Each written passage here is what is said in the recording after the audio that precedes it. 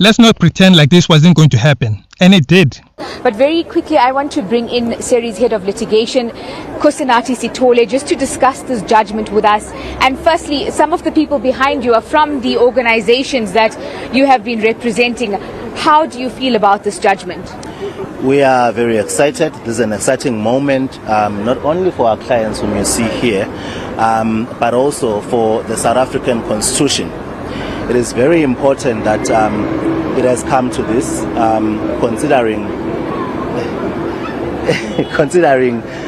what we've been seeing, which are dastardly criminal conduct by Operation DUDULA of blocking people from facilities, including healthcare facilities, education, demanding identity documents of people in public. All of that has been declared unlawful and have been interdicted from doing so. Meaning that if you are wearing a white t-shirt with the Operation DUDULA logo on it, or wearing camouflage demanding your own people or foreign nationals to produce any type of identification, it is against the law.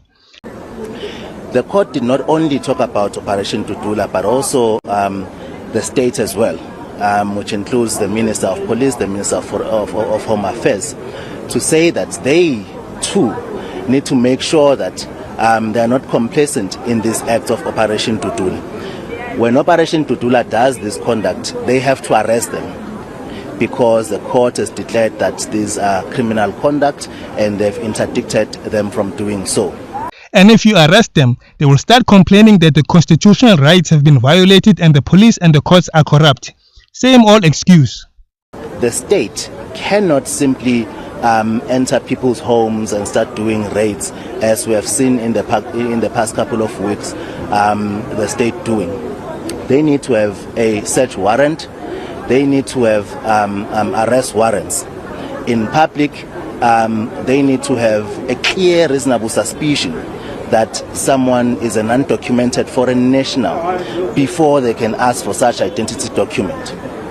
Thank you so much. That was Nkosinathi Sithole. We also have Operation DUDULA who are here in court as well. Operation DUDULA members, how are you feeling about this judgment today? You know, your action. Look at his behavior. That's the behavior of a loser. He cannot handle the laws and hates that the court is not supporting them.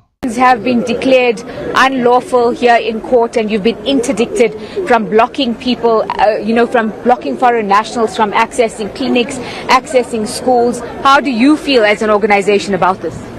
Look, what we feel right now is that we are not going to change our stance. In fact, we are going to proceed and do what we need to be done on the streets. He said that on camera, on live TV. He doesn't care, or should I say, he's acting or speaking on behalf of DUDULA. But okay, let's continue.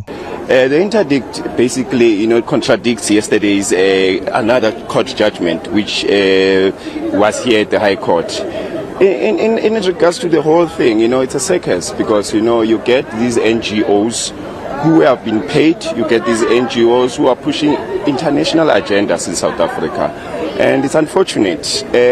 Hopefully, I hope my executive National Operation DUDULA can appeal this and we'll take it forward. And you must remember, Guti, in this case, when it started 4 months back, we were never informed. We were never informed on time. Even yesterday when we came here, no one instructed us. So we were never ready for this case. But then what I can tell you is that we are not going to change. We are going to proceed with this. So you say you're not going to change, but this is now an order of the court. It would be unlawful. It's been declared unlawful. A court interdict is something which can be appealed. And that's what we are going to be appealed. Obviously, when we appeal it, it tracks it out of the court. That interdict will have to be suspended up until our appeal is heard. So let's see. Remember guys, everything that is said on camera on live TV means he's taking it upon himself to speak on behalf of the organization, meaning they're willing to go to jail because they don't care about the law. He's busy blaming NGOs, blaming African time, that they're not ready, making up all types of excuses. Let me say this, once they get arrested or put in jail, they're going to act or portray themselves as victims. Then they're going to say they're being attacked. They're going to blame everyone from the police to politicians. So, if you are a proud, born and bred South African and they ask you for an ID, say no. And if they still demand it, stand your ground just like him. Do not change your stance. And if they try any type of nonsense by testing you, then use your constitutional right to defend yourself.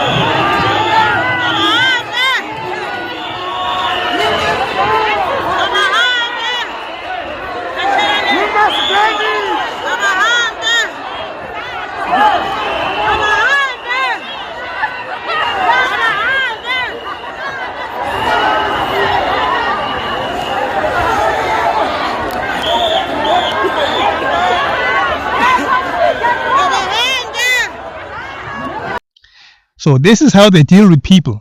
They destroy informal traders' belongings without asking for IDs. They are marching, but in reality, they're just provoking people into fighting them. Just like this elderly lady here who's wearing an ANC scarf, even stealing fruits. Everything that they're doing here is unlawful. But because their interdict means nothing to them, let's see how many of them will end up in jail in the near future. Just around the corner. Maybe before Christmas.